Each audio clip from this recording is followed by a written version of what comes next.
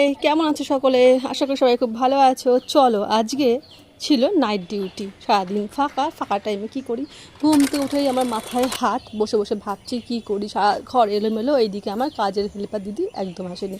ভাবলাম শক্তিমান হয়ে যায়, যদি সব কাজ এমনি হয়ে যায়, তাও হলো না। কোথার থেকে কাজ শুরু করবো কিছুই বুঝতে পারছিলাম না। তাই ভাবলাম ম্যাজিক করি, যদি কাজ হয়। তাও হলো না, শেষমেশ হয়ে গেল ম্যাজিক করি একটা কাজ। তো এইদিকে আমার ওনাকে বললাম উঠোনে দুবারলে জল ঢেলে দাও, তাহলে পরে উঠোনটা জল দিয়ে ধোয়া হয়ে গেল, এদিকে ঝাড় দিতেও হলো না। আর এদিকে স্পেশাল মেনু কিছু রান্না হয়েছিল, কারণ 3জন নিমন্ত্রিত ছিল। চারিদিকে তো খুশি মৌসুম চলছে, বাড়িতে কিছু খুশি খুশি না হলে হয়। তো সময় যখন পেয়েছি 3জন নিমন্ত্রিত আছে, তাহলে তাদের জন্য রান্নাবান্না হয়েছে। আর আমার এই সুন্দরী সন্তানটাকে বাইরে রোদ খেতে দিয়ে দিয়েছি।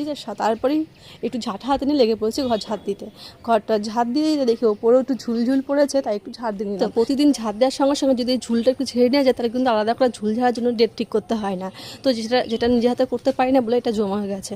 তো মাঝে মধ্যে যদি হেল্পার যদি কামাই করে, আমার কিন্তু মোটেও খারাপ লাগে না, খুব ভালোই লাগে। নিজের উপর খুব একটা প্রাউড ফিল হয় যে আমি এত কাজ করতে পারি, চারিদিকে সমস্ত কাজ সামলাতে পারি।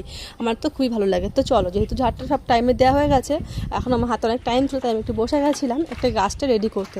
এই ছোট্ট ব্ল্যাক পটটাতে পুরোনো গাছটাকে প্ল্যান্ট করে দিয়েছি, আর দেখতে কত সুন্দর লাগছে দেখো। আর নতুন করে গাছ রেডি করছি, সাদা পটটাতে করে দেবো, পুরোনো আগের পটটাতে।